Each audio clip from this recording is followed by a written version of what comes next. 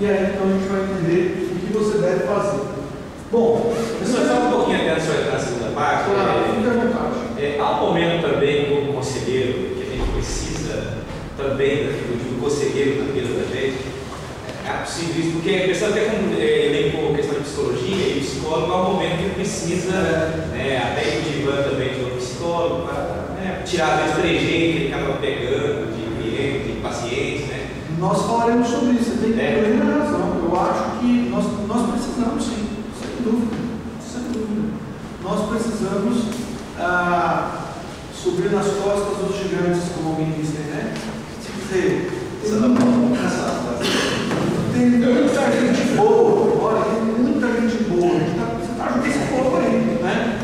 Ontem teve aqui o Jairo Cáceres, eu já conversei com o Jairo Cáceres acerca de alguns problemas. Ele é um excelente conselheiro, né? Então ajuda não só para te fornecer recursos para orientar os casos mais complicados, mas te ajuda, como você colocou, para você se abrir, para você falar dos seus problemas, porque olha, nós pastores enfrentamos uma batalha diária, né? Eu ouvi falar de uma pesquisa, então não sei até onde isso aí é verdade ou não é, mas uma pesquisa acerca das profissões mais solitárias, né? Lá nos Estados Unidos. E diz que em primeiro lugar ficou o guarda noturno. E em segundo lugar o pastor. Como uma das profissões mais solitárias, colocando nessa esfera de profissão, a gente sabe que é um chamado, uma vocação, mas é uma das mais solitárias. O pastor precisa de orientação também, de aconselhamento. E é bom, né? Lá na igreja onde eu estou atualmente, nós somos 3 pastores, então é muito bom, porque nós temos uma reunião toda quarta-feira pela manhã, e aí nós nos abrimos, choramos juntos, oramos juntos, pedimos orientação um para o outro ali, para tratar das questões da igreja, mas é mais fácil, porque acho que a maioria dos pastores aqui, né, você pastoreia uma igreja sozinho, né? Você vai buscar orientação com alguém tem que ir na igreja do amigo, na outra cidade, na cidade vizinha, mas eu concordo plenamente com o Chico. Precisa buscar orientação com outros pastores, até o nosso coração não há nenhum problema. Você não vai poder fazer isso com os membros da igreja, né? Aí complica, né? O irmão da igreja fala, pastor, eu estou em crise, passando por problema, você fala, eu também estou em crise. Os dois vão chorar juntos, o problema é que eu também é. Pastor, a igreja está complicada, está mesmo complicada. Não, mas ninguém trabalha com isso. Aí você está perdido, né?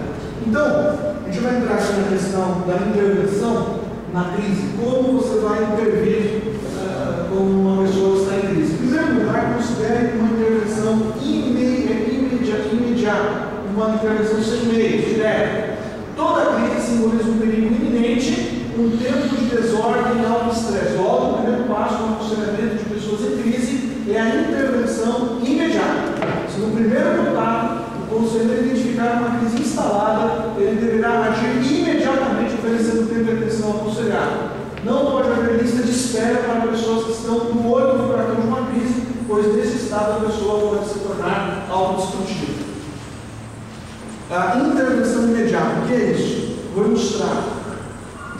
Um pastor, amigo, avó com problema de Alzheimer, estava na casa da mãe, na casa da filha, e ela então tirou toda a roupa e começou a andar nua pela casa. Então esse meu amigo, ele ligou para mim no carro e disse, olha Edmar, estou indo para a casa da minha mãe, a minha avó está sem roupa lá andando dentro da casa, a empregada está lá, está na bagunça. Ela precisa de uma intervenção imediata. Você não pode chegar lá, para a mulher falar, senta aí, vamos conversar, deixa eu fazer um aconselhamento com a mulher sem roupa, uma senhora sem roupa, não dá, entendeu? Então, qual é a intervenção nesse caso? Nesse caso que ela tem Alzheimer, a orientação que eu dei para ele foi, passa numa farmácia, compra um calmante, né? Eu falo calmante, coisinha para dormir mesmo, né? Coisinha tranquila, né? Nada de remédio, tarja vermelha, preta, não. vai para casa e dá esse medicamento para ela. Aí ele chegou lá, a avó nua, e ele foi em direção à avó, falou: olha, tudo bem, tratou como se nada estivesse acontecendo, vamos tomar um soquinho, vamos, colocou ali o calmante, ela tomou o calmante, dormiu, e quando ela acordou, já estava em perfeito estado, e já estava vestida, trajada, tal, e resolveu o problema. Quer dizer, uma intervenção imediata. Não tem como você falar: vamos fazer um aconselhamento lá, tal, né? Leva lá no gabinete pastoral. Não dá. Uma situação que precisa de uma intervenção na hora. Por exemplo, uma pessoa liga para você e diz assim: olha, pastor, eu estou aqui em casa e eu decidi que eu vou tirar a minha vida.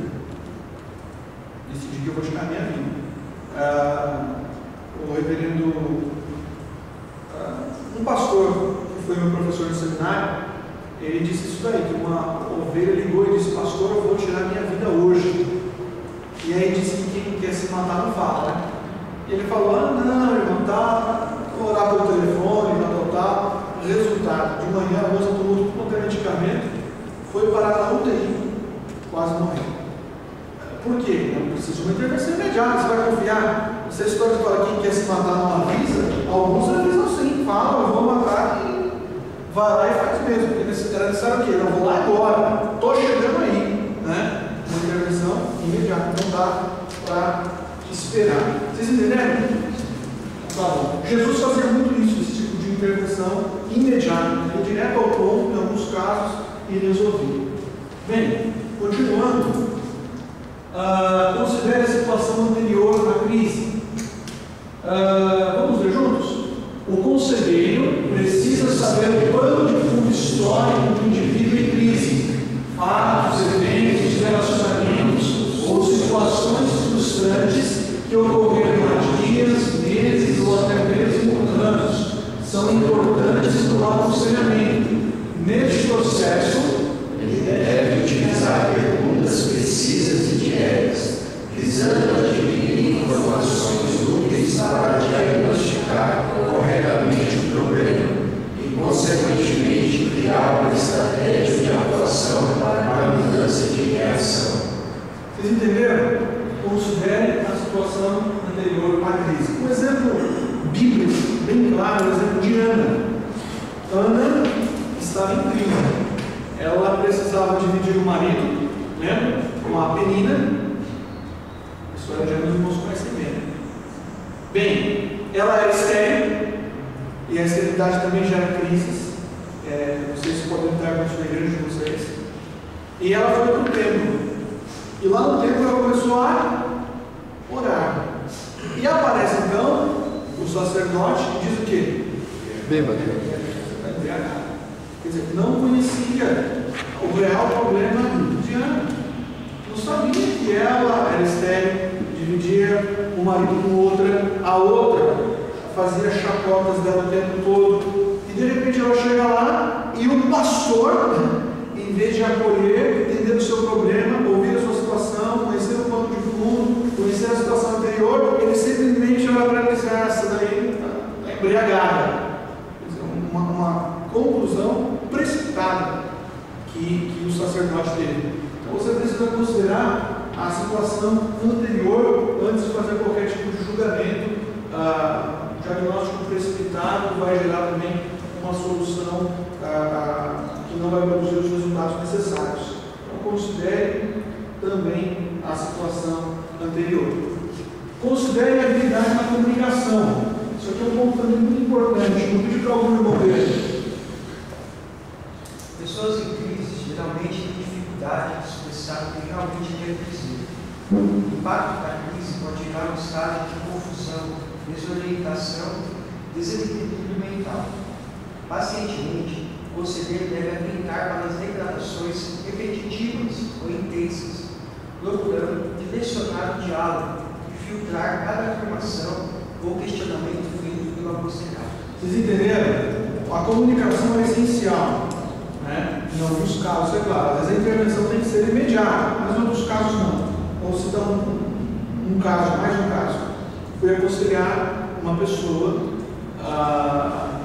crente no Senhor Jesus, e ela estava com um problema de medo de perder o filho, uma espécie de depressão pós-parto, E então, durante a conversa, ela começou a entrar em crise e ela começou a chorar.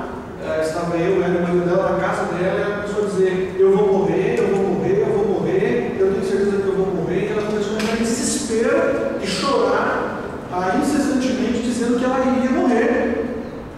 E a preocupação com o filho e tal, e a repetição era sempre essa: eu vou morrer, eu vou morrer, eu vou morrer, eu vou morrer, eu vou morrer. E aí você tem que parar, atentar bem para a pessoa, tentar se tocar também no que ela está repetindo constantemente para você conseguir estabelecer uma comunicação.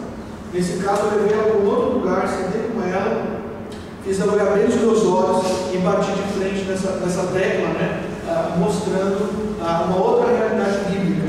E quando eu saí, ela já não estava mais em crise. Mas é uma pessoa que com certeza carece de um acompanhamento a longo prazo. Mas o fato é, comunicação é muito importante. Esse senhor que eu falei, que tinha esse problema de ouvir vozes, ele às vezes começava a repetir: eles vão me pegar, eles vão me pegar, eles vão me matar, eles vão me matar, eles vão me pegar, eles vão me matar, e ele repetia isso. Então, quando você estiver considerando uma pessoa em situação de crise, procure atentar bem o que ela está dizendo, né, e tentar estabelecer o máximo ali, uma comunicação razoável. Profunda não vai dar, porque a pessoa está em crise, mas uma comunicação razoável o suficiente para você comunicar a verdade do Evangelho para ela.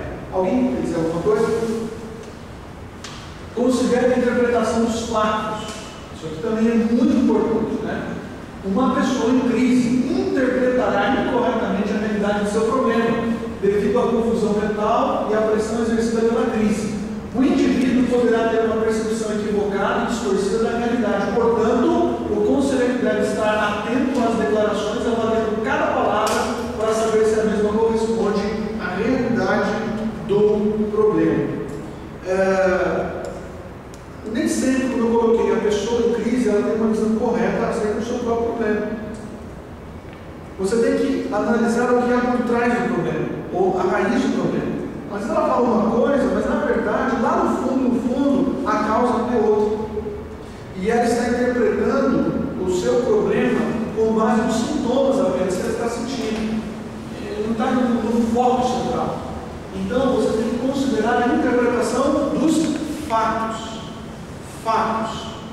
Um questionamento apurado para que ela fale acerca dos fatos pode gerar uma interpretação correta do que está acontecendo e, consequentemente, uma direção correta que vai gerar na solução ali daquela questão. Então, esteja muito atento e tome cuidado, porque nem sempre uma pessoa em crise vai ter essa habilidade de falar exatamente o que está acontecendo no seu coração. Pode falar, fique à vontade. Em relação ao ponto anterior, eu vou falar, eu estou mais atento àqueles termos mais recorrentes na conversa ali. Ele às vezes não pode ser agora sim, nesse outro ponto aí, considerar o fato em si, não, porque a pessoa em crise, por vezes, ela já vem com a interpretação, ela traz uma interpretação, e não o fato em si, ela apresenta fatos, porque já é a visão holística dela, contaminada pela crise, ela não pode fazer passar, desde ela faz passar por vídeo, coisas assim. Então, para interpretar fatos não é algo simples. Uma vez que ela vem interpretando a própria história dela. É por isso que, assim, você não vai aconselhar com base na interpretação que ela está dando para o problema dela.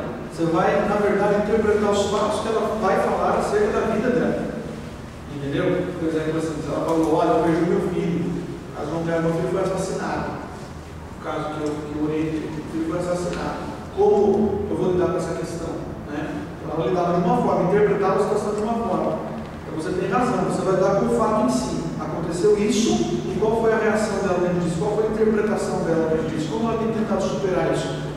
Muitas vezes de uma forma errada, equivocada. Mas sabendo o que aconteceu, fica mais fácil para lidar com a situação daquela pessoa que está em crise, né? É por isso que a gente tem que lidar sempre com coisas concretas. Sim, considere o papel objetivo do aconselhamento. Aqui está mais uma diferença entre, vou entrar novamente nessa questão, mas às vezes eu tenho que entrar entre a psicologia e o aconselhamento bíblico. A psicologia não é diretiva, o aconselhamento bíblico é. Eu vou dar um exemplo. O homossexual entra em crise dentro do gabinete pastoral. O que você diz para ele? O que o psicólogo diria? Ele poderia dizer, ó, você tem que abandonar o homossexualismo para você se livrar dessa crise. Deixa eu dizer uma coisa. Há pouco tempo uma pessoa entrou na mensagem e disse, olha, eu estou em crise porque eu sou homossexual, ele começou a dizer, sou filho de maçom, sou homossexual e sou positivo. Quer dizer, o que você faz? Você tem que ser diretivo. Aí tem a diferença. Se é um psicólogo lá, ele não é para falar para a pessoa, olha, deixa o homossexualismo. Aí vai ser caçado que nem essa psicóloga do Rio de Janeiro, vai ser caçada agora lá, né? Também, né? A pessoa fala, professor, eu vejo assim, tem certas situações assim também que já pessoas depressivas, começam a falar, por exemplo, que a pessoa ela é doente, porque a minha irmã tinha HIV, né? certo. Pela graça de Deus ela foi curada. E esse tipo de pessoas assim eu procuro expor ao caráter de Cristo, né? Sem dúvida. A palavra de Deus. E tem certos tipos de situações que não, por mais que se aconselhe, teve uma mulher que ela estava depressiva, aí teve depressão, e a gente foi na casa dela, a gente aconselhando ela e tal, aí não teve, foi uma causa que não imagina, ele foi o próprio Deus mesmo, aí foi todas as cantar uma campanha de 3 dias na semana de oração na tua casa. Pela graça de Deus, né? Em 3 dias de campanha de oração, através da oração ela foi liberta. Pela graça de Deus, hoje ela está na igreja, já se libertou de tudo, né? Tem certos tipos de causas, mesmo, crise, que uma pessoa que tem o homossexualismo é uma causa bem, né? Eu mesmo parto assim, pelo amor de Deus. Já teve deixar de orar por um homem sexual e uma tempestade aqui em Deus. Muito bom, né?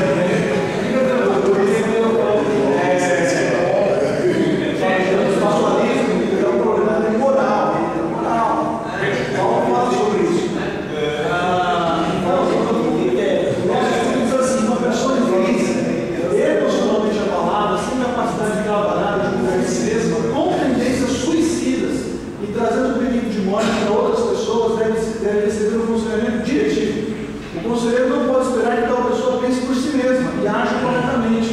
Pelo contrário, ele deve rapidamente oferecer uma direção bíblica que seja concreta e definida, juntamente com o encorajamento necessário para que o aconselhado proceda corretamente na crise. Tem que ser diretivo.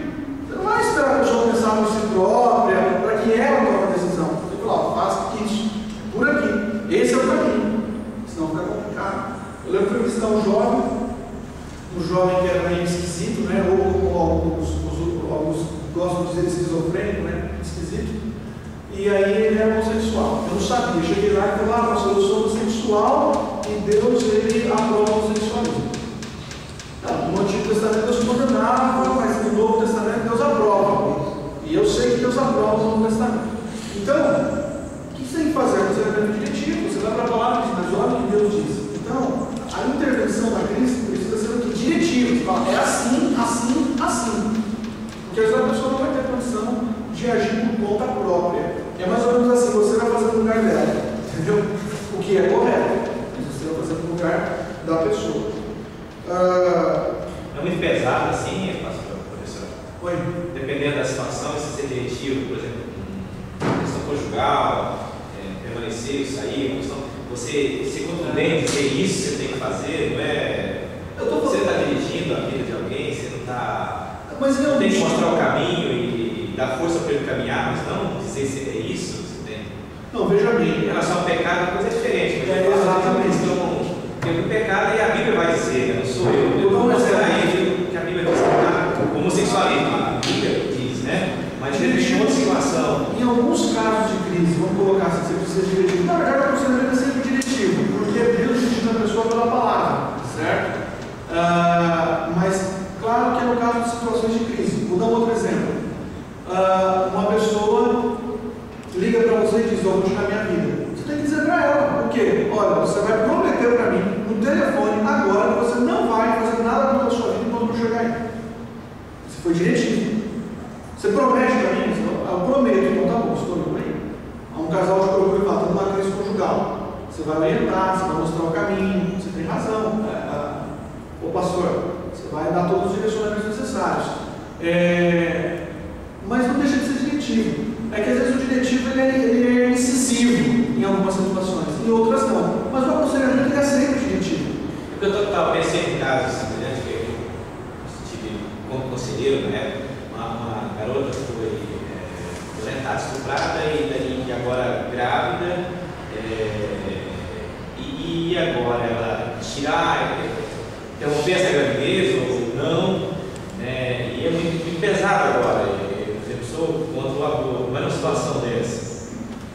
Eu falo para ela, você tem que ficar com a criança e gerar a criança. Eu não vou matar ela, porque ela vai viver o resto da vida com aquela criança ali, que não foi por prazer, não quis, ela não desejou, não almejou aquilo ali. Olha, então, aí eu estou pensando na questão de ser diretivo, você tem que fazer isso. Eu acho muito pesado. Vamos pensar, o que a Bíblia diria nesse caso? A Bíblia daria base para ela tirar o perigo. Não sendo risco para a mãe. E aí, o que vocês acham? Eu, eticamente, o que eu fiz? A decisão que você tomar, eu estou com você. Eu no momento, eu não me achava e não me acho, no caso, pensando na minha, capaz de dizer para ela, você tem que gerar essa criança. Então, aí vai da posição, né, pastor? Eu penso assim, para você foi a melhor decisão. E no certo sentido até foi mais conveniente, porque você orientou a pessoa, disse, eu vou voltar contigo, e na tua decisão eu vou voltar contigo. Né? Eu partiria, nesse caso, no outro caso, eu partiria não exatamente de como a pessoa vai se sentir, mas eu partiria de como a palavra de Deus dirige nesse caso, né? Que é um caso complicado, eu concordo, né? Mas eu acho que eu partiria para o outro lado, eu diria, não tira e eu vou ficar contigo. Porque tirar também pode gerar crise. Não, vou tirar que eu vou resolver o problema. Tira depois que eu fiz o resto da vida dizendo, matei o meu filho. Isso acontece, viu? Isso acontece. Tudo bem, ela pode querer gerar também outros problemas. Mas eu, nesse caso, diria para ela ficar, talvez, e iria acompanhá-la de alguma forma. Mas eu concordo contigo que é uma situação, pastor, muito complicada mesmo de se lidar. Outros casos são mais fáceis, como, por exemplo, uma irmã que me procurou e disse, pastor, não aguento mais o meu marido, ele está dando só trabalho, eu não amo mais, e papapá, então eu vou me separar. Tá bom, pastor? Tá bom, não. Pastor na prova, Bíblia na prova, Deus na prova. Você sai daqui sem a aprovação de Deus. Você não pode ficar, não sei e tal, né? É uma decisão sua, pessoal. Olha, eu, como pastor, não vou me envolver, isso é uma questão pessoal, não. É questão que Deus diz que você não deve separar, tem que ser o quê? Diretivo, não é assim. Porque esse caminho vai gerar mais tristezas, mais decepções. Então vamos fazer um aconselhamento, vamos acompanhar, né? E se chegar naquele ponto de crise que não tem mais jeito, é ela que vai tomar a decisão, não você que vai tomar a decisão. Mas a gente sempre fica com a palavra de Deus, com a vontade de Deus, mesmo que isso traga prejuízos ou machuque o coração da pessoa. A vontade de Deus é assim mesmo tudo. Mas em alguns casos, eticamente falando, como o caso que eu citou, existem casos realmente complicados para a gente lidar. Mas, no geral, eu estou querendo mostrar que o aconselhamento ele sempre é diretivo porque ele aponta um caminho para a pessoa seguir. Né? Às vezes você vai ter que tomar a decisão pela pessoa, ela não faça isso. Outras vezes você aponta e fala, o caminho é esse, tal, se você for para o outro, vai ter problemas e tal. Eu entendi o que você colocou e você tem razão nesse ponto também. Considere a natureza da situação em termos bíblicos.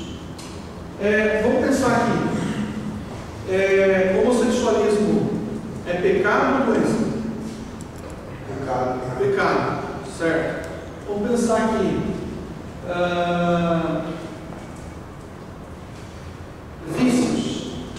Vícios. É pecado ou doença? Pecado. Alcoolismo. O alcoolismo, ele é pecado ou ele é uma doença? Pecado para começar a viver e inclusive vida de doença. Tá bom, o que a Bíblia diz? Acerca do pecado. O que a Bíblia diz?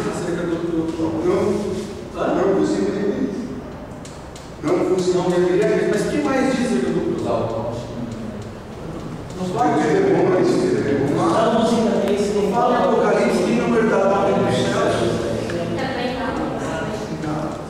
É quando a gente pega alguns pontos aí a gente trava. Não, o alcoolismo aqui é doença, mas não é doença, é pecado. Pode até se transformar numa doença, numa cirrose, numa outra doença qualquer aí, até a pessoa ficar abalada psicologicamente, emocionalmente. Mas a Bíblia diz que é pecado. Vou dar um exemplo. Uma irmã me procurou e falou: pastor, a minha filha agora vai ser tratada como psicóloga, né? Eu falei: eu não vou falar para ela, tira, não tem nada a ver, tranquilo. Eu falei: tudo bem, qual o problema da sua filha? Ela disse: a minha filha está rebelde. Pergunto: rebeldia é o quê? Pecado. E pecado se trata do quê? Uma palavra. O tratamento está errado. O pecado se trata de uma palavra. Uma Bíblia é simples. Vem aqui, ó. A palavra de Deus tem uma recomendação para esse pecado. Dá para chamar Super Nani? Não dá para chamar Super Nani. Apesar de Super Nani, ela até fala algumas coisas ali positivas, né? Mas Super Nani, não sei se você sabe, ela é cristã. Né? Ela até vai em algumas igrejas, ela palestra, tal, né? Só que ela é contra as varadinhas, né? Então eu tenho que ser contra ela. Depois você fala das varadinhas. Pastor, interessante o senhor falar, né, da questão da rebeldia, pecado, rebelde ao pecado, e algum tempo atrás, até que apagou agora a saída da mídia. Mas tinha um grupo que os adolescentes idolatravam, que chamava rebeldes. Ah, é verdade, tem razão. Isso é uma coisa normal. Então, diz assim: o conselheiro bíblico precisa distinguir a natureza da crise em termos bíblicos, antes de se envolver com uma estratégia bíblica de atuação. Nessa fase, ele deve questionar seriamente o aconselhado, estudando e interpretando cada resposta da palavra de Deus. Em vez de usar termos da psicologia para diagnosticar o outro lado do indivíduo, o depressivo, esquizofrênico, outra coisa qualquer, o conselheiro bíblico irá identificar biblicamente o seu problema, que na maioria das vezes, estará relacionado direto ou indiretamente com o pecado. É porque assim, você precisa identificar o que aquela pessoa está passando, o que a Bíblia diz acerca daquele problema. Senão fica complicado. Hoje em dia existe síndrome para tudo, não é? A cada dia tem uma nova síndrome. E a pessoa é rebelde, então ela tem um distúrbio de rebeldia. A criança lá é rebelde, tal, ela tem déficit de atenção. Quer dizer, você vai rotulando cada doença que surge, cada problema que surge como doença, e muitas vezes é pecado. E aí até o demônio da teoria agora, né? Não só a síndrome, né? Ah, é verdade. O demônio da rebeldia, né? Então, irmãos, quando você estiver diante de uma pessoa em crise, procura conversar com a pessoa, identificar o problema dela em termos bíblicos. O que é? A crise no coração que ela tem, medo de homens que ela tem, que ela tem, idolatria que ela tem, é uma ansiedade que ela tem, é um vício que ela tem. O que a Bíblia fala acerca desse problema? Porque se você for procurar aí fora, aí você está perdido. Porque o que mais surge hoje é doença, né? E aquele ator lá, o Michael Douglas, ele disse que ele tem um estudo que ele é viciado em sexo. Doente. Quer dizer, mas isso é doença ou é pecado?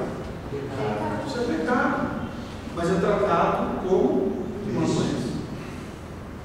E aí, mais uma questão, não sei que está sendo muito pouquinho, mas, por exemplo, justamente eu vejo isso, né, biblicamente, pecado e tudo. E aí a medicina trata como medicamento, por exemplo, a questão do próprio vício, bebida, né? E aí mesmo ele não sendo cristão, não tendo os princípios bíblicos, e às vezes eles conseguem se libertar lá e tudo. E é claro que o senhor falou, vou tratar na questão de esfera de crentes, né? Mas aí até eu brincando um pouquinho, se o senhor me permite, pensando até como um ímpio, por exemplo, essa questão. E aí ele vai ver como vício, ele tomou um medicamento, tomou uma vacina tal lá, e ele deixou de fumar, deixou de beber. Mas olha, ele deixa uma coisa e arruma outra. Ele larga a muleta e coloca outra muleta. Ele abandona o ídolo, adquire outro ídolo. Por quê? Porque Deus não foi colocado no lugar. Entendeu? E isso é complicado.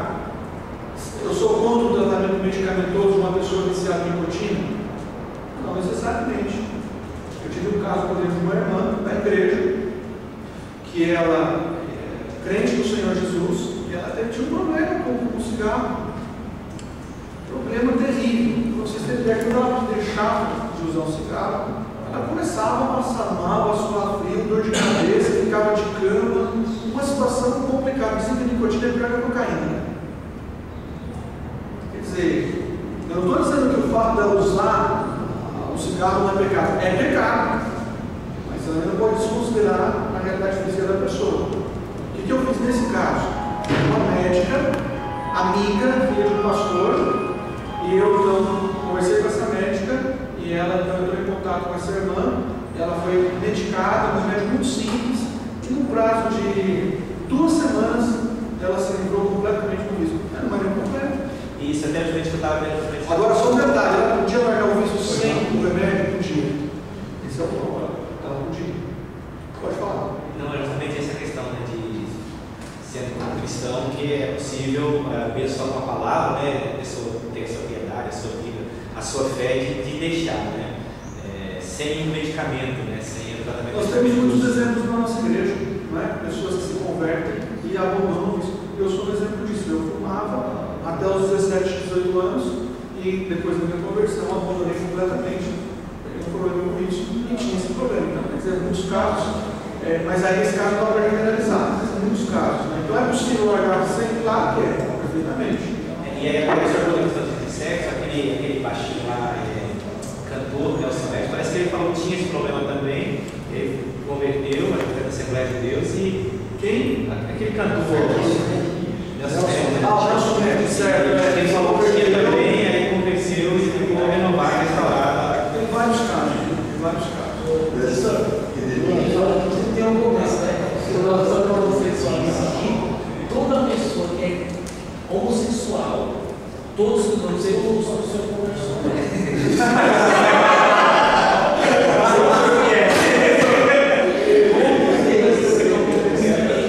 Todos eles são conversos. A maioria da conversa é envolvida com banda, é tudo envolvido com coisas que não prestam. coisas do diabo, né? Então, por isso que às vezes eu falo que a pessoa precisa da libertação espiritual. Eu preciso de conversão, né? Conversão, realmente. É verdade. O homossexualismo é um problema complicadíssimo hoje. É complicado. Eu fiz um curso agora, na semana retrasada, e aí nós tivemos aula com um psiquiatra, e ele colocou assim, um psiquiatra cristão, e ele falou assim: olha, existe um problema no DNA do homossexual, um problema no cromossomo 16, se não me engano. E esse problema faz com que ele tenha uma tendência, tal. E ele estava colocando nesses termos, né? E eu disse para ele exatamente isso. Eu falei: olha, se há um problema genético ou não, o fato é que o homossexualismo é pecado. E problema genético não produz pecado.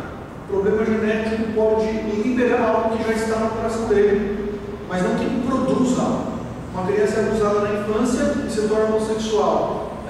O abuso na infância não necessariamente mais é homossexual, mas pode destravar para essa expressão pecaminosa que é o homossexualismo. Mas nunca pode colocar como uma causa. Porque se a gente coloca como uma causa primária, você tira a esperança da pessoa. Você diz: olha, você tem um problema genético, não tem o que fazer com você, vai para casa e vai ser homossexual. Não tem o que você fazer. Não, problema de pecado. Se arrepende, se converta a Cristo, você pode superar isso. Professor, e outra também, a convivência, né? Se o filho é muito obrigado na mãe,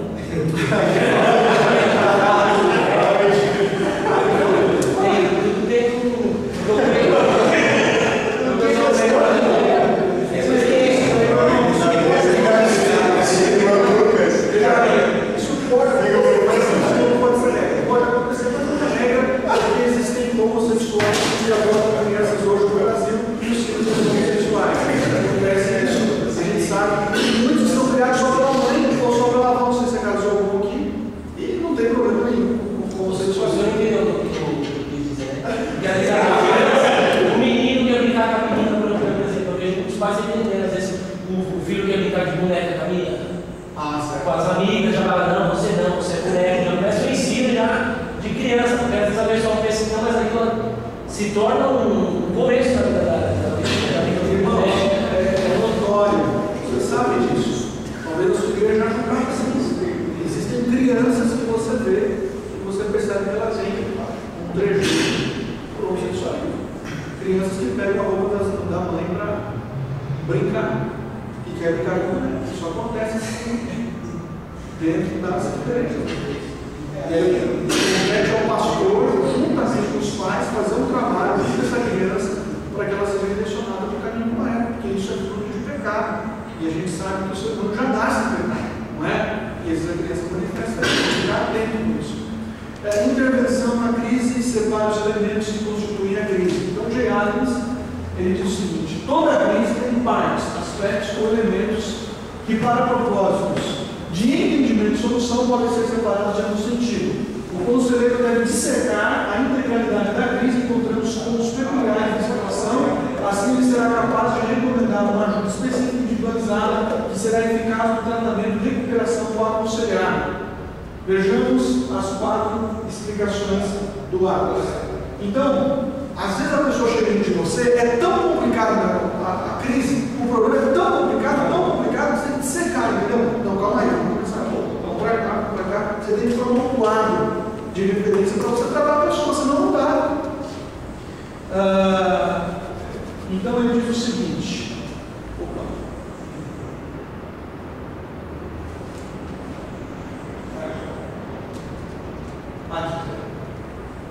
Primeiro, quando o aconselhado falar continuamente sobre a enormidade da crise, fique atento com isso.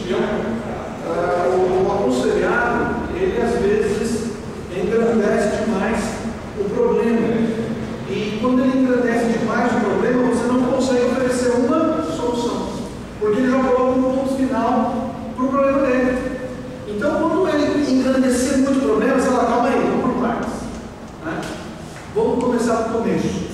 E aí você vai, então, destrinchando ali e mostrando ali que é possível superar e suportar desde que as coisas sejam divididas. Então, tome cuidado. A pessoa chega lá, desaba para você, fala um monte de coisa, um problema enorme, não tem como você falar para a pessoa, vai para casa e olha. Não dá. Você tem que pegar e falar, não, calma aí, vamos por partes. Isso é isso. Agora vamos entrar em cada parte e vamos destrinchar isso aqui de ajudar. 2. Quando o aconselhado está confuso sobre a complexidade da crise. Você precisa dividir em partes se ele está, sabe, se ele não consegue nem se explicar direito, explicar a sua crise corretamente. Você tem que dividir por partes. Às vezes a pessoa chega lá, ela nem sabe, né, o que aconteceu na vida dela para ter desencadeado aquela crise. Está ali desesperada, aflita, e aí ela não consegue se expressar claramente, não consegue falar acerca do seu problema, e você tem que dizer, vamos explicar por parte. Quando o aconselhado estiver preocupado sobre as tarefas a serem cumpridas, ele fala de tantas tarefas, que ele não consegue fazer nada. Já viu esse tipo de gente? Ele está em crise porque tem tanta coisa para fazer, e ele acha que não vai dar conta de fazer tudo. Então você tem que dividir em partes. E por último, quando o aconselhado queixa-se de injustiça. Isso acontece muito. Algumas pessoas, elas começam bem a caminhada cristã, mas quando surgem as lutas, elas vão ficando depressivas, se esquecem da providência de Deus e acham que estão sendo injustiçadas. E quando uma pessoa acha que está sendo injustiçada, ela coloca como outro, e aí fica complicado você dar o problema. Então divida o problema em partes. Só um ponto importante aqui para a gente finalizar esse conceito. Olha, se você quer ser um bom conselheiro, você precisa dedicar tempo para o seu aconselhado, para as suas ovelhas. Não existe aconselhamento em 5 minutos. 5 minutos pode ser um conselho. O aconselhamento não. O aconselhamento leva tempo. É por isso que muito pastor não quer fazer aconselhamento. Porque o aconselhamento leva tempo. Você tem que sentar com a pessoa e conversar com a pessoa 1 hora e meia, 2 horas, e ouvir a pessoa atentamente, conhecer o problema da pessoa. Muitas vezes, na primeira sessão de aconselhamento, eu converso com a pessoa 2 horas. O problema é tão complexo, o tempo passa, você tem que investir tempo. Então, alguns pastores, eu acredito que eles se pegam, porque às vezes eles querem ser simplistas demais. Eles ouvem alguma coisa e dizem, olha, vai para casa, ore e leia a Bíblia. Ou, como diz aquela musiquinha, leia a Bíblia e faça oração, e os seus problemas serão resolvidos, mas trata o problema de uma forma muito simplista. É complicado isso. Precisa ouvir atentamente, detalhadamente, conhecer profundamente o problema, dividir em partes o problema, para que você consiga orientar. Esse caso que eu comentei dessa irmã, que estava com síndrome do pânico, no primeiro aconselhamento eu ouvi tudo que tinha para ouvir, e depois eu falei de Cristo para ela. O plano da salvação, falei acerca de Cristo, a necessidade de Cristo e tudo mais. Falei um pouco acerca do seu problema e dei uma tarefa para ela levar para casa e depois voltar. A conversão já elimina uma boa parte dos problemas, né? Mas é assim, por partes. Começar aqui, por ali, por aqui, por aqui, por aqui. Você vai aprofundando. Mas chegar na pessoa e falar, não, faça isso, faça aquilo, é muito complicado. Pode falar. De mandar dele. A gente tem outro problema que vem nessa mesma mão, né? A primeira é a maneira simplista com que a gente quer resolver problemas complexos.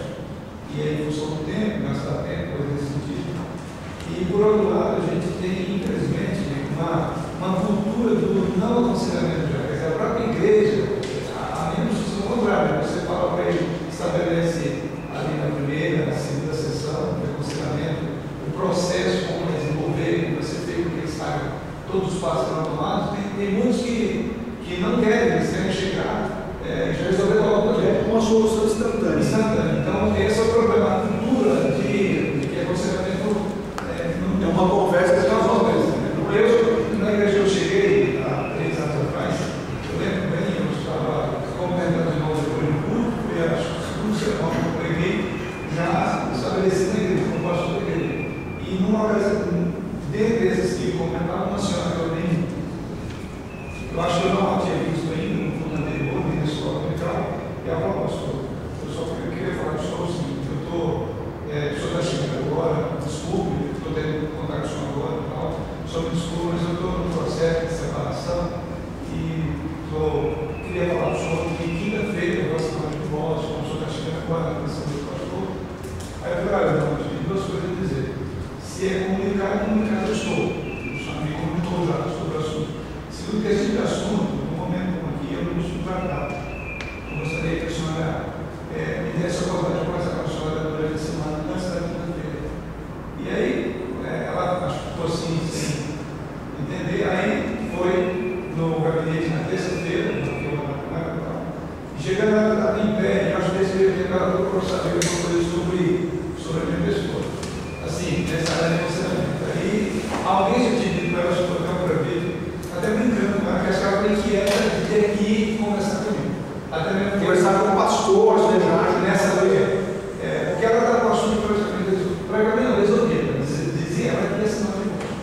E ela, em pé, chegou lá e ficou em pé assim. Eu sentado, aguardando que ela sentasse. E ela falou, pastor, esse negócio de decepção comigo não funciona.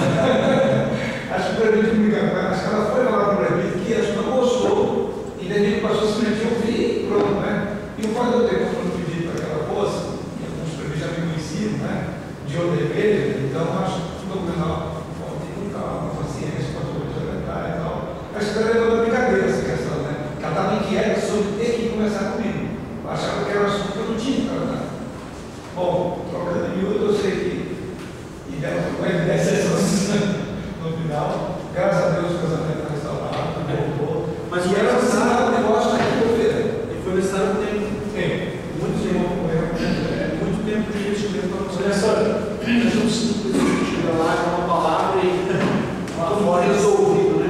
Eu falei, a igreja é a igreja com uma cultura do não aconselhamento. Entende isso? Agora é claro que você não vai fazer a pessoa dependente de você. Estou aconselhando, já vou ter há 3 anos já que estou aconselhando. Não dá. Esse aconselhamento ele tem um limite, né? Um prazo limite. Às vezes 3 meses você resolve, às vezes 1 mês você resolve, às vezes 6 meses você resolve. Esse caso dela de problema com o marido, problema com os filhos, olha só, com a sogra, foi muita gente. Se resolveu o caso. Professor, outra estratégia assim é para aconselhamento. Tem uma vez que eu estava sendo para a igreja, 7 um rapaz andando na rua que ele usa droga, né? Chama cocaína, e a esposa dele já estava, né, explosiva, né? O que aconteceu? Ele virou para mim e falou: Lucas, a minha esposa está se matando dentro do banheiro, está com uma faca, está esfaqueando os pulsos. Eu cheguei lá, o cara me jogou dentro do banheiro e foi para uma porta. Aí quando eu falei, a mulher lá veio. E ela assim, ela fazia assim, enfiando. E eu pensei, eu tentei trabalhar na palavra de Deus ali por aí, e era a mesma ação. Mas esse cara,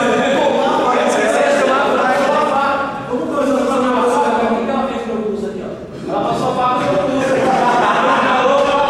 Não tem jeito. Nesse caso, eles não param, eles não ligados. Aí ele usa o aconselhamento, ele só tem estudado. Professor, a escola de verdade, fique tranquilo, porque essa é a pior forma de tentar se matar, porque não mata nada. Tentar se matar cortando o pulso, a pessoa só vai se cortar, não vai morrer. Vai ficar se cortando ali, vai ficar saindo sangue, não vai morrer. Aí, professor, demora muito. Para se matar, não é. Sabe o que você é obrigado a fazer? Sabe o que é obrigado a fazer? Deus sabe disso, né? Professor, eu olhei para ela, você não teve jeito. Aí eu comecei a entrar em espírito de oração, eu falei: meu Deus. Comecei a orar em nome do Senhor Jesus. O Senhor vem aqui nesse momento da vida dela agora e faça com que ela resolva a faca dela. Peço para o Senhor que abrir essa mão dela. A mão dela fez assim, professor. Aí caiu a faca, aí eu peguei a faca, chamei meu marido de pé. Foi assim mesmo, foi a intervenção imediata, quando você toma a faca da mulher, ora para o Senhor. Mas eu ensinei, porque quando eu orei mesmo, Deus agiu ali, ela colocou a mão para frente, né? Você ora, tá certo, mas você tem que fazer. Às vezes você ora e Deus fala assim: ó, meu filho, toma a faca da mulher, você vai esperar mais matar? Eu fui tomar a faca. Tá certo. Mas você também tem cara de história e rasgar. Tem mais ainda.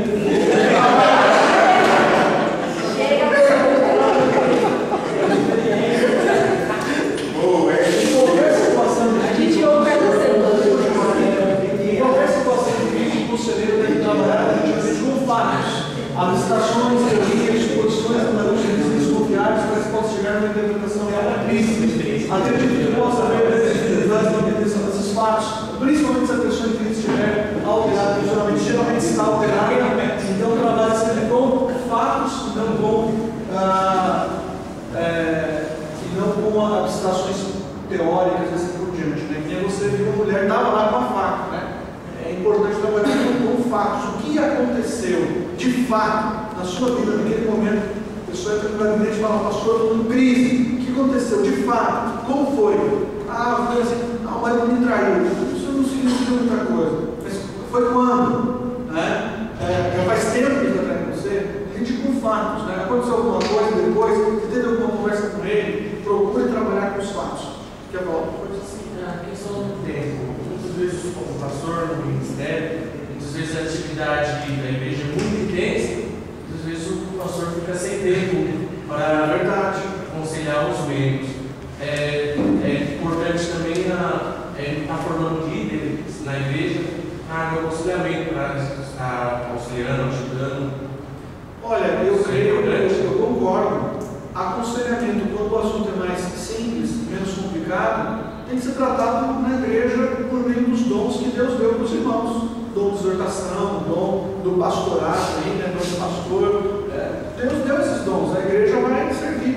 Em alguns casos vai se tornar mais complicado, a pessoa vai procurar o pastor, e muitas vão querer procurar o pastor, mas ele tem razão. O Jairo Cáceres tem um centro de aconselhamento na igreja dele, e vale a pena fazer esse curso, Pedras Vivas, um módulo por mês, o dia inteiro, são acho 12 módulos. Ele traz preletores estrangeiros para pregar, para falar, muito bom, vale a pena. Ele tem um centro de aconselhamento na igreja dele, para formar nossos conselheiros e um está ajudando o outro aqui. Então, você tem razão, contar com a igreja. Intervenção na crise, coleta de dados. Após receber o envolvimento, após estabelecer o projeto pessoal, com a pessoa em crise, o conselheiro tentará obter algumas informações relacionadas, primeiro, parte física, emocional, espiritual e histórica.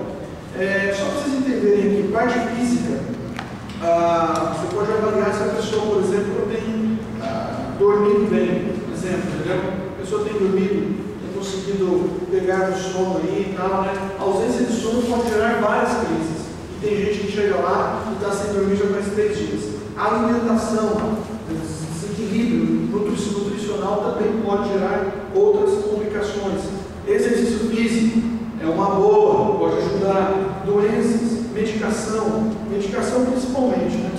Medicação é bem complicado. A parte emocional também, ver qual é o estado emocional da pessoa. A parte espiritual, a pessoa é crente, não é crente.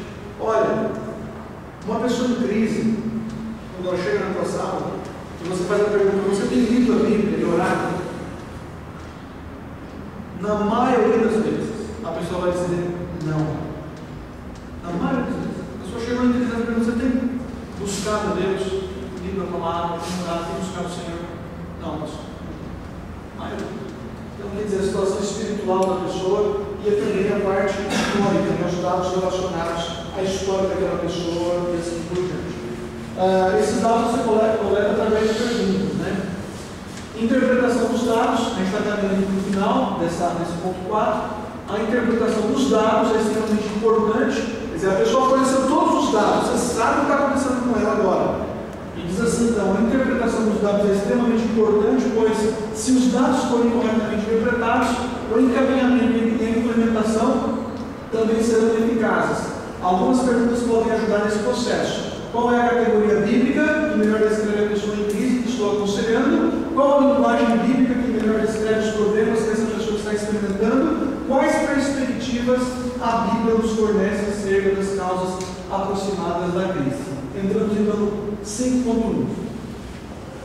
Vou pedir para alguém ler então a direção com autoridade. Aqui, pode ler? Pessoas em crise precisam de orientação clara, direta e com autoridade, pois a crise desestrutura completamente a vida emocional de uma pessoa. Logo, ela precisa ser combatida com orientações diretivas que procedam da autoridade da palavra de Deus e do conselheiro bíblico. Certo, então, a direção ela precisa ser com autoridade. Aqui está caminhando para o final já da nossa palestra.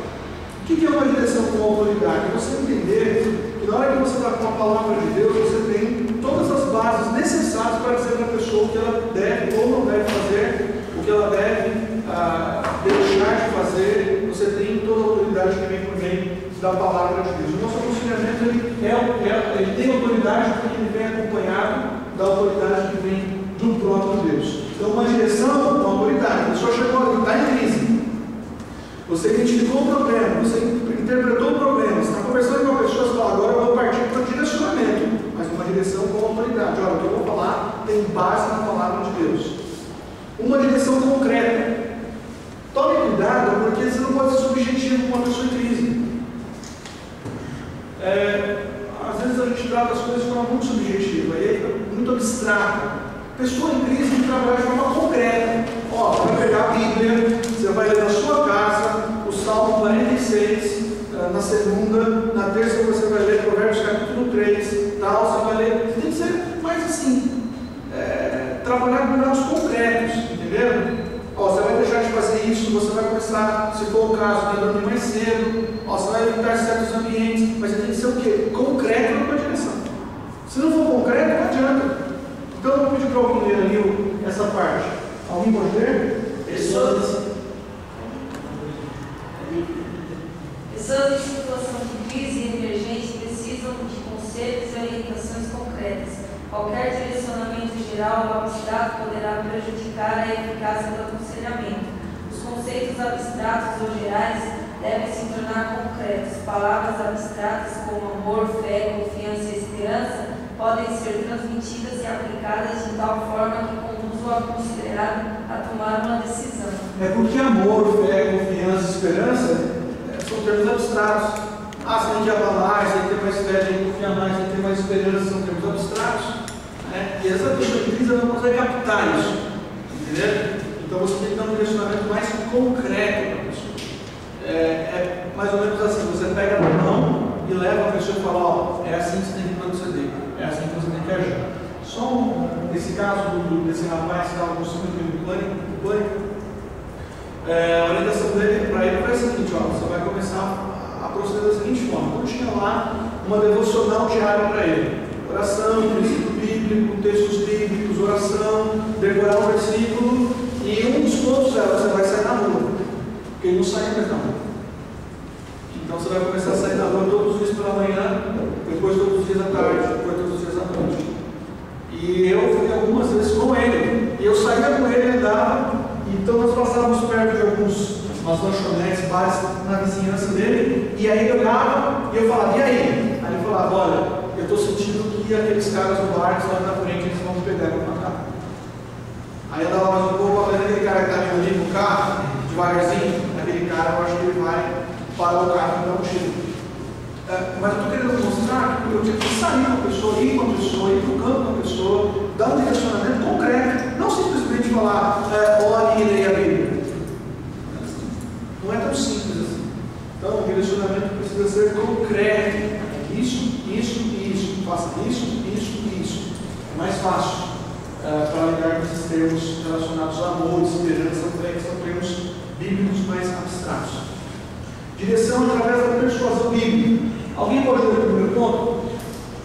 A pessoa em crise precisa reconhecer sua responsabilidade por seus desejos, motivações, pensamentos, atitudes, sentimentos, palavras e ações. Uma pessoa em crise, a primeira coisa que ela vai tentar é se isentar da culpa.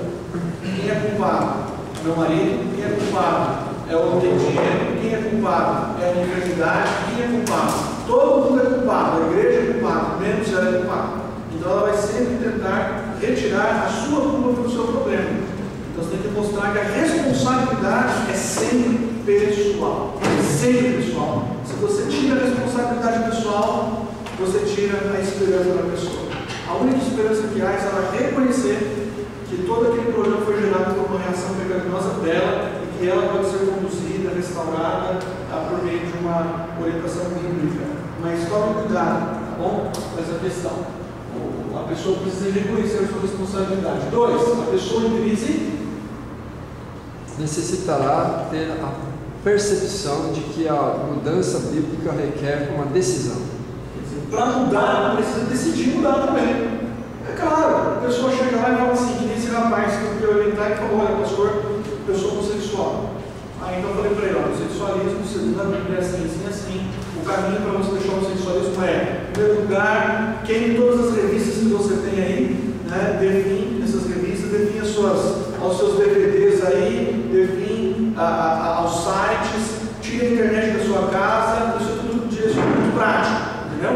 Corte a internet, define as revistas, não passa na frente de bancas aí por aí, tudo que pode estimular aquele comportamento. Mas eu posso direcionar e a pessoa fala assim, não quero, não dá. A mudança envolve uma decisão. Uma decisão. Eu lembro de uma irmã que estava com um problema sério com um namorado, que não era da igreja. E ela era viúva, então esse cara foi seduzindo e começou a presenteá-lo com isso, com aquilo, começaram a namorar, o namoro começou a ficar intenso. E o rapaz, ele era viciado em drogas.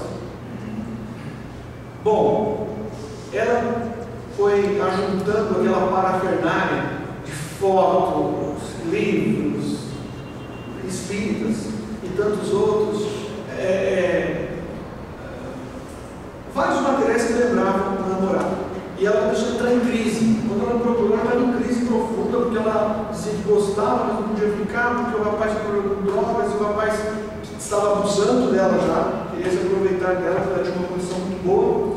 E eu disse para ela, olha, você vai na sua casa, pega tudo que você tem dele e traz para mim. Primeira coisa que eu fiz, retirar aquilo que ela tinha em mãos.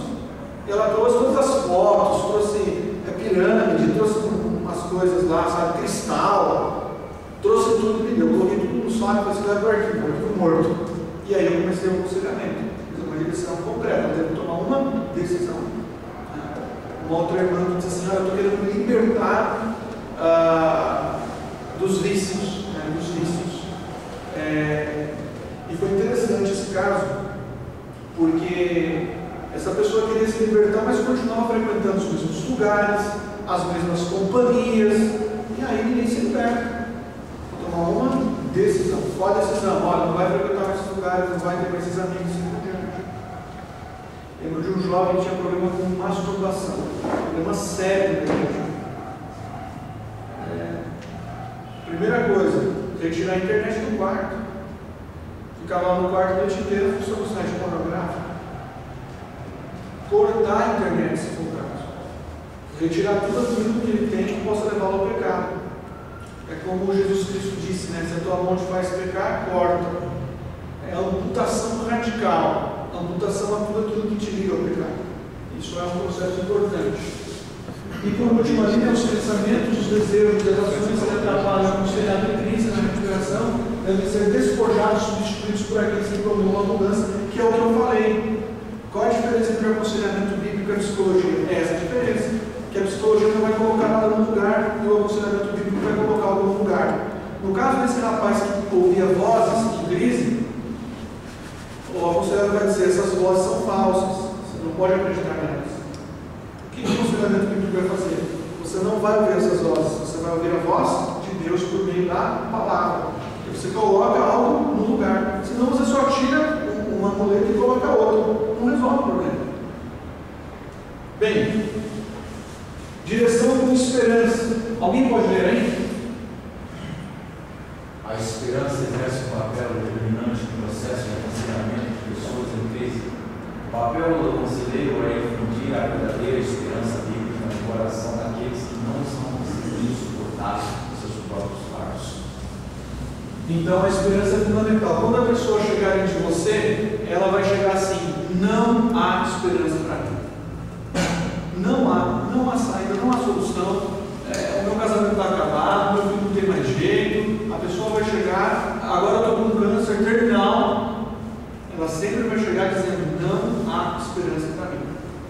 Mas sempre há esperança, porque nós temos a palavra de Deus. Então você precisa infundir esperança, para que a pessoa saia da sua sala dizendo: eu sei que há uma esperança de mudança. E confiar nessa esperança, que não é uma expectativa fútil, ela vai então proceder de tal forma que vai produzir a mudança no coração. Voltando àquela questão da psicologia, uma amiga minha, psicóloga da igreja, muito boa inclusive, estava trabalhando no Hospital das Clínicas de São Paulo. Eu comentava isso com a pastora. E aí chegou um rapaz para ela orientar.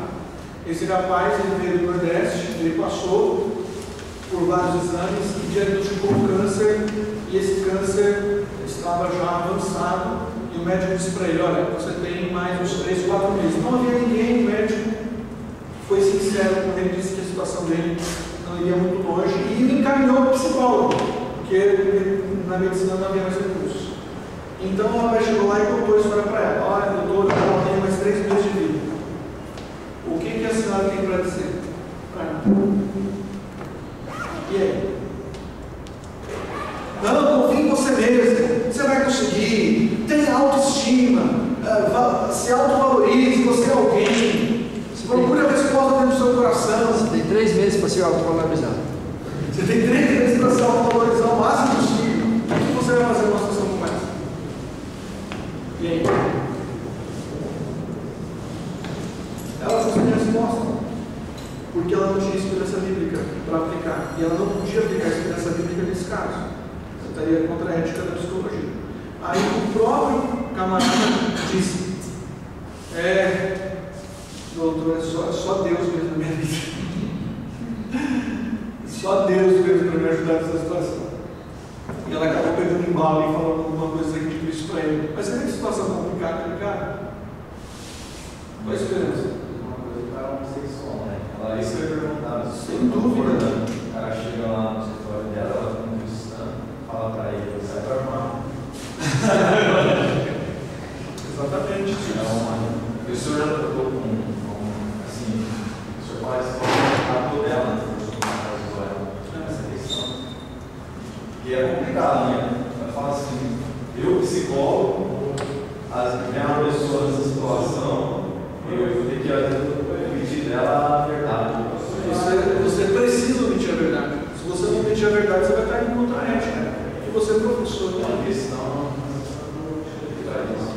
Por isso que eu digo, né, que ou você é conselheiro bíblico, Ou você tenta minimizar o problema das pessoas. Não tem que isso aí. Eu mesmo, quando vai assim, já logo direto. Deus teve uma vez que eu falei, mas eu nasci assim. Mas que instrumento você tem debaixo das pernas? Eu falei assim, não, se aí é. Olha, Deus fala assim, eu sou seu já não, mas eu nasci assim, não. O que você tem? Não, você tem que homem, você tem que. A pessoa fisiologia é outra, né? Eles acreditam que nasceram assim. Não sei se eles nasceram mesmo porque não nasceram de pegar. Mas essa é a diferença. Você tem que se aceitar como você é, parar de ter o maior número de suicídios ocorre entre os homossexuais. O maior número de suicídios ocorre entre os homossexuais. Eles estão se matando o tempo todo. Pode falar. O senhor já tratou uma pessoa que é uma Não, eu tratei de uma que é um caso muito delicado. Muito delicado. Mas é possível diagnosticar algumas coisas. E aí depois quer seu telefone.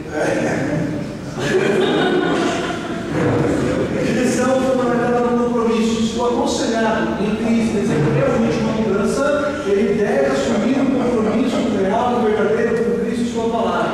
O aconselhado deve desejar profundamente uma mudança em sua vida, eliminando tudo aquilo que peça uma mudança bíblica. Uma pessoa em crise deve reunir e empregar toda a energia para alcançar o alvo, que é a transformação do seu caráter.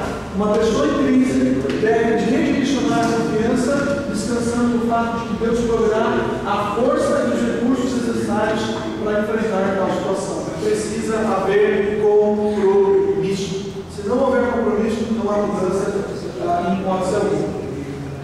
E aqui a gente encerra o preparo do conselheiro. Pastor, mas eu não estou lidando com nenhum caso de crise. Mas você pode lidar. O que você vai fazer? Primeiro, identifique os recursos úteis. Um amigo me procurou, o pastor disse: olha, Edmar, essa semana eu vou começar o aconselhamento com um rapaz da igreja, toca no louvor e ele tem tido quedas frequentes homossexuais. E ele disse para mim: o que eu faço? Eu preciso de recursos, identifique os seus recursos. Quais recursos? Então eu orientei para ele 2 livros que falam sobre homossexualismo. Um da Mundo Cristão, o outro acho que é a Editora Vida, e falei: pega esses 2 livros, senta com ele, ouve a história dele e começa um discipulado com base nesses 2 livros, que com certeza vai ajudar muito. E tem outro ministério em São Paulo chamado Moses, Movimento em Prol da Sexualidade Sadia, alguma coisa assim. Também um movimento muito bom, tem muito material, eles fazem trabalho de evangelismo na parada gay sempre. Eu falei: pega material, pega recursos e utilize. Então, você quer estar preparado? Busque recursos. Eu até citei aqui, essa revista de aconselhamento bíblico, a coletânea, são 8 volumes por enquanto lançados, com outros 8 volumes. Aconselhamento bíblico, casos bem práticos. Mas identifique os recursos. Entendeu? Se não tiver recurso, aí você vai ser aquele pastor que vai dizer: olha, meu irmão, vai orar na Bíblia. O problema é complexo. Você é homossexual, deixa de ser. É complexo. Então, busque recursos bíblicos. Prepare-se para as batalhas espirituais. Tem que ser um homem de oração, como você falou ali. Tem que ser uma pessoa de oração. Fui aconselhar um jovem há uma semana, que não é da igreja, e a tia dele, que é membro da igreja, disse: olha, esse rapaz está endemoniado. A conclusão que essa irmã chegou: ele destruiu o banheiro da casa inteira. Ninguém conseguia segurar esse menino. E esse menino, ele não tem problemas mentais. E eu sentei com ele dentro da igreja, e ele então começou a contar os problemas dele. Olha só, esse jovem começou a fuçar na internet coisas relacionadas a satanismo. E ele se tornou um expert em satanismo. Ele conhece todas as páginas e todos os centros satânicos que tem em São Paulo. Ele começou a ler, começou a gostar do negócio. E conscientemente ele dizia: pastor, eu estou em dúvida se eu sigo a Deus ou se eu sigo o diabo. Porque o diabo tem me prometido muitas coisas boas. E ele não estava falando como se fosse um tolo, uma pessoa desvarada, não. Uma pessoa em perfeito juízo, dizendo: olha, eu estou na dúvida, eu tenho lido muito, e eu estou recebendo umas propostas boas aí de Satanás, e eu tenho tido muitos sonhos, tal. Quer dizer, você vai conversar com uma pessoa no nível desse, você tem que estar espiritualmente preparado. Tem que estar buscando a Deus, orando. Porque senão, filho, você chega ali, não vai ter, não adianta seus recursos serem limitados. Então, prepare-se para as batalhas espirituais no aconselhamento bíblico. E resistir também às tentações, tome cuidado. Às vezes o pastor vai orientar a irmãzinha lá que está com Marilane. A menor distância é a mesma, um do lado do outro. A irmãzinha pode chorar, né, se desesperar, começar a arrancar o cabelo, ela lá e você aqui. Jamais se levante para abraçar a irmã, ela não chore, por favor, misericórdia. Ela lá e você aqui. E de preferência na sua sala tem que ter um vidro como tem a minha, um vidro bem grande, transparente, para que as pessoas possam passar ali e ver que não tem absolutamente nada. E, se possível, isso seria muito bom, aconselhar sempre com outra pessoa nesse caso. Se possível. Eu digo se possível porque às vezes a irmã chega lá desesperada, chorando, aflita, você vai falar assim: ó, volta outra hora que tem que encontrar alguém. Não, você vai ter a pessoa. Você sempre dividindo espaço ali com a mesa, né, entre você e ela, e tomando muito cuidado também. Preparo espiritual. Tem muito pastor que acaba caindo nisso daí. Acaba cedendo a tentação, infelizmente acaba fazendo tudo. Por exemplo, o senhor acha isso, o que aconteceu na igreja que eu estava, né? Isso é uma falta de visão do pastor, porque tinha dois homens na igreja lá, um era mais velho, outro era mais novo, devia ter uns 25, 26, outro devia ter uns 40. E os dois andavam de direto, já saíram de carro e tal. Só que o pastor eu coloquei na frente dos jovens de louvor, né? De louvor, colocou na frente dos jovens e falou assim: não, ele ficou um tempo.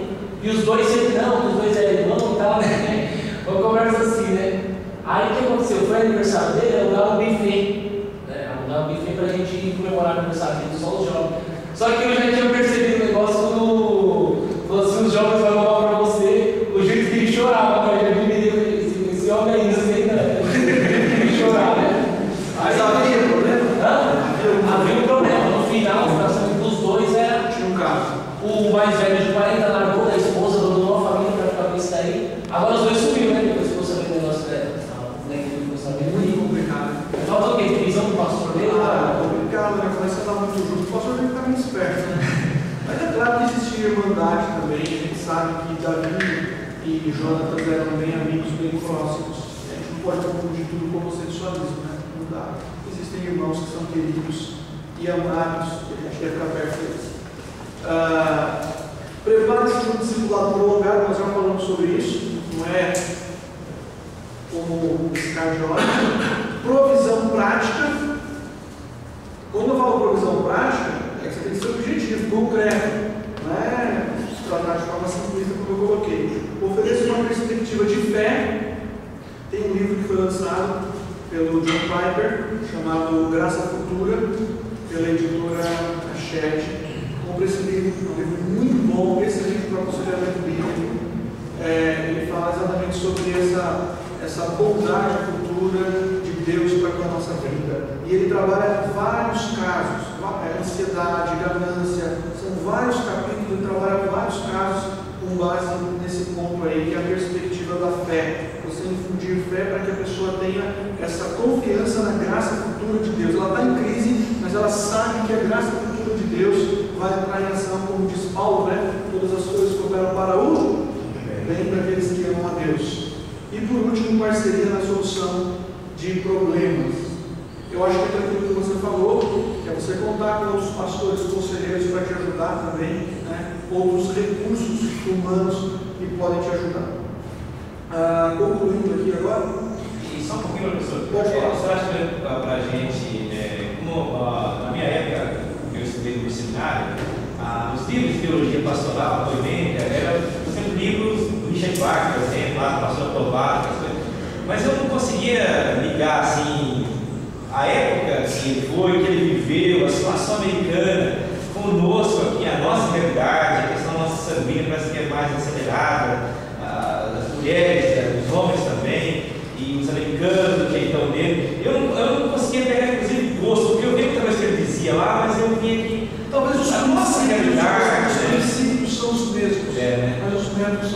diferente, né? Eu aconselho vocês a comprarem os livros do Jay Adams, que é uma referência para nós. Tem um livro chamado Introdução ao Aconselhamento Bíblico, que vocês devem conhecer já, publicado pelo Wayne. São vários artigos, muito bom, pela uma carta, muito bom, vale a pena ter esse livro, muito prático. As coletâneas de aconselhamento bíblico vão te ajudar muito. Centro Pedras Vivas aqui do Jairo vai te ajudar muito. Tem o mestrado que eu fiz aqui no Androjano, que é aconselhamento, vai te ajudar muito. Então procure o quê? Recursos, né? Leia muito, procure recursos. Tem muita gente boa escrevendo nessa área hoje, graças a Deus. Dá para a Elevação, vocês conhecem, escreve muito nessa área de aconselhamento. Muitos livros bons, práticos, úteis também para utilizá-los. Para concluir, eu coloco aí, acima de tudo, o aconselhado deve entender que a verdadeira mudança no caráter ocorre quando as pessoas fazem suas escolhas visando a glória de Deus e em vez de buscar a satisfação de suas próprias necessidades. O foco da motivação centrada em Deus reside primeiramente no imaterial, não material, no invisível, não no visível, no eterno, não no temporal. Quer dizer, o foco sempre é o próprio Deus, o foco sempre é a satisfação em Deus, né? John Piper fala muito acerca disso. Eu acho que vale a pena a gente ler bastante John Piper nos seus livros quando ele fala acerca de satisfação. Só um detalhe. Ontem um rapaz me procurou e disse assim: pastor, eu estou em crise profunda porque eu tenho uma dívida muito grande assim, eu não consigo pagar. É uma dívida de R$6.000. E eu estou em crise, estou desesperado. É fácil aconselhar quando você tem R$50.000 na mão. Você está desesperado, está ansioso. 6 mil, toma aqui. A pessoa já sabe o problema, resolvido. Mas não é esse o aconselhamento bíblico proposto por Cristo. Tem que ensinar a pessoa a lidar com os seus problemas. Porque o foco não está no problema, está na pessoa nesse sentido.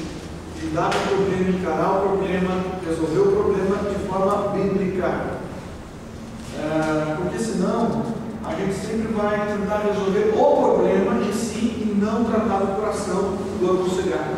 Lembre-se, o foco é o coração do aconselhado, onde surgem as crises, né? Bom, gastei todo o meu tempo. Alguém tem alguma pergunta? Não? Eu tenho só de fazer talvez algumas impressões. Se você se interessar, só me passa o seu e-mail, que eu mando essa palestra para você por e-mail, tá bom? O PowerPoint aí eu mando completo, você usa como você quiser, da forma que você quiser, porque esse material é do reino de Deus, não é para mim, é para servir lá na sua igreja, e por último, eu espero que seja.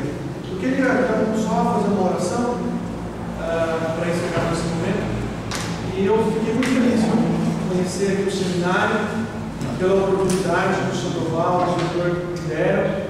Que Deus abençoe ricamente a vida de vocês. E eu espero que essa breve contribuição sirva para acrescentar recursos, estratégias, para que você chegue na sua igreja e entenda que você tem elementos suficientes para tratar de todos esses problemas, de todas essas situações de crise. Com certeza Deus vai te abençoar e muito. Né? Vamos orar mais uma vez? Colocar de pé. Querido Deus, amado Pai, nós confessamos diante de Ti que somos limitados, Senhor.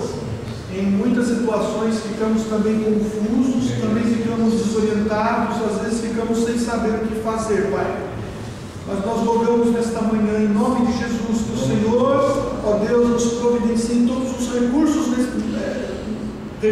bíblicos suficientes, ó Deus, para podermos atuar no aconselhamento das ovelhas que o Senhor nos confiou, Pai. Ó Deus querido, nos dê também uma visão espiritual, ó Deus, fundamentada na Sua palavra, para que possamos, ó Deus querido, nos aproximar do Seu povo, conhecer a realidade do Seu povo, entender os problemas do Seu povo e oferecer, Pai, um direcionamento bíblico para eles. Ó Deus querido, que Tu mesmo esteja nos dando todas as condições necessárias para sermos conselheiros bíblicos efetivos, Pai, na vida do Teu povo, e que todo esse aconselhamento, toda essa orientação tenha como resultado final a transformação do caráter, para que esses irmãos sejam conformados mais e mais à semelhança do nosso Senhor e Salvador Jesus. Nós oramos, Pai, pedimos a Tua bênção, a Tua graça, o Teu fortalecimento, e pedimos que esta palavra que ouvimos nesta manhã seja guardada em nosso coração, em nossa mente, e seja utilizada, Pai, daqui para frente, nos aconselhamentos das pessoas em situação de crise. Nós oramos e pedimos a Tua bênção em nome de Jesus. Amém.